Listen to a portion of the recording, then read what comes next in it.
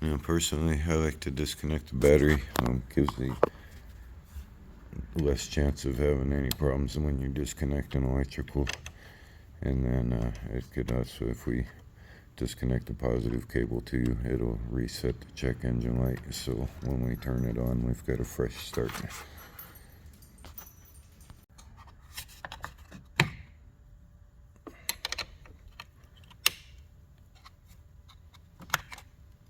Socket might work better for this one. And they're both 10mm.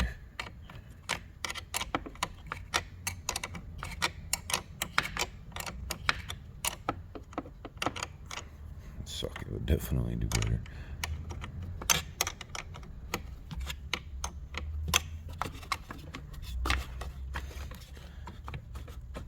I gotta put the camera down to disconnect this one, but just pull that up, maybe put a rag underneath it so it doesn't reconnect.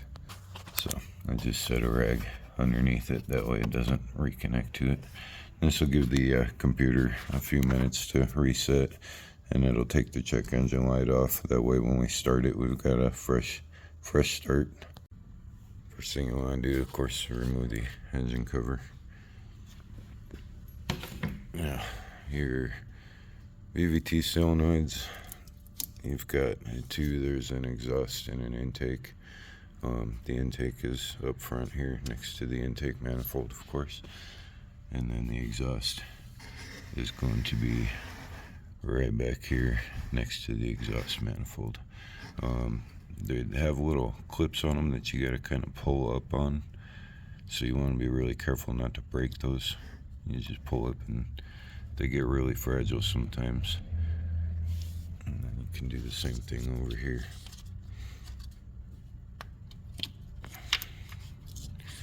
Now for the solenoids themselves, all you're going to need is a ratchet, 10mm socket, and a little extension.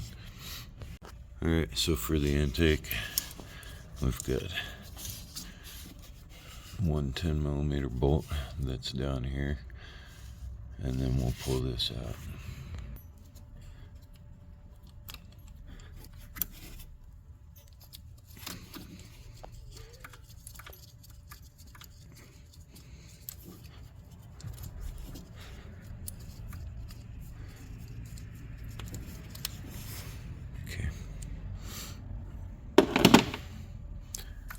And then this can kind of be a little difficult to get in and out. You might even use some pliers if they're real stuck, but just kind of twist and pull until it works free. It's kind of hard to do with holding the camera, so.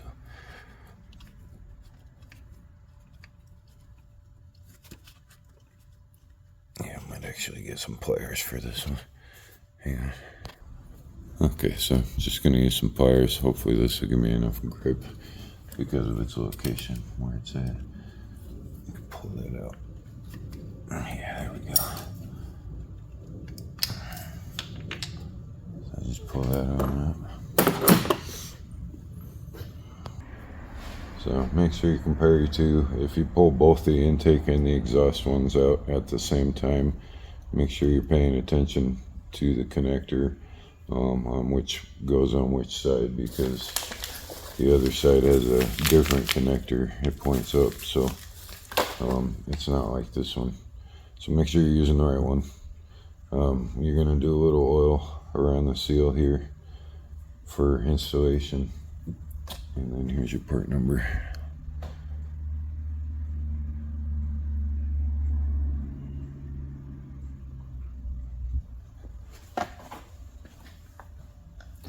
Have a little bit of assembly lube. You can also use oil, but you want to put a little coating around this O-ring right here.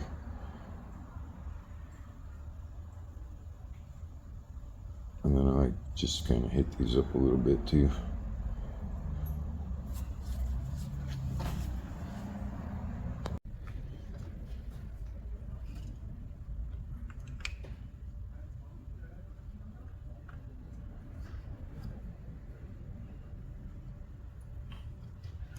Make sure you get that seated all the way in before you put the bolt back in, otherwise you might rip the O-ring.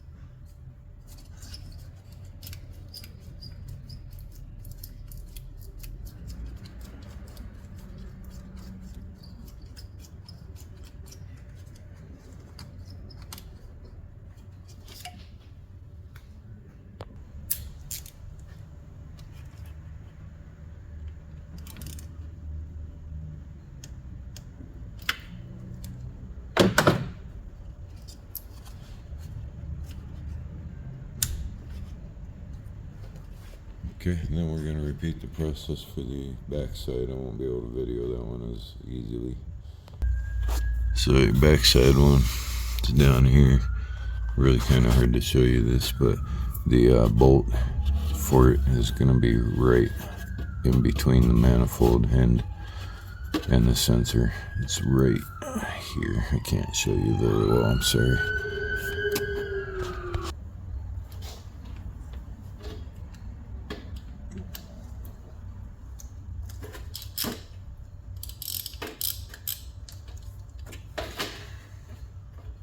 So I don't use an extension on that one.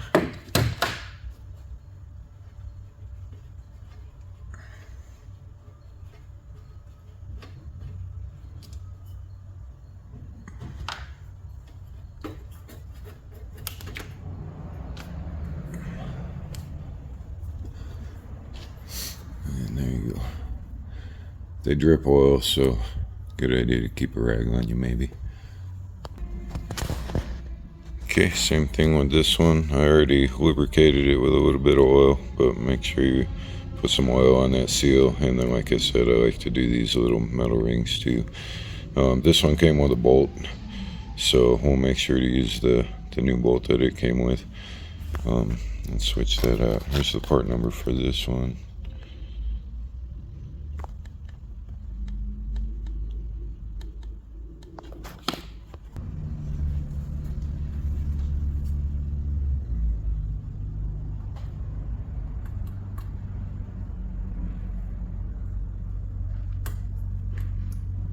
As long as you keep the electrical connector facing up, you're pretty much going to find the bolt hole. It kind of moves just a little bit to like maybe the, I'll show you in just a second. It's pretty much a matter of just feeling around down there though. And then again, make sure it's set in before you bolt it in so you don't rip the O-ring.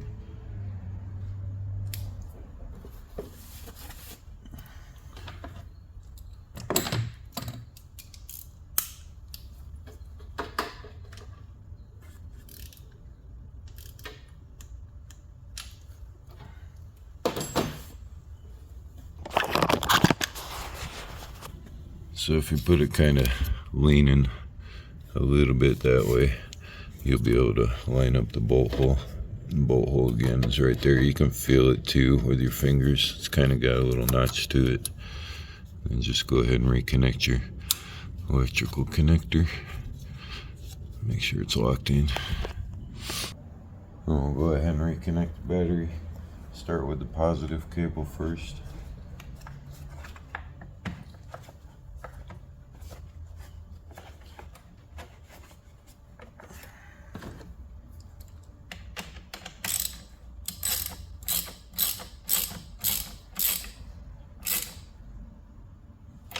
Make sure it's nice and tight. And you can do your ground cable. It might create a spark, but don't worry.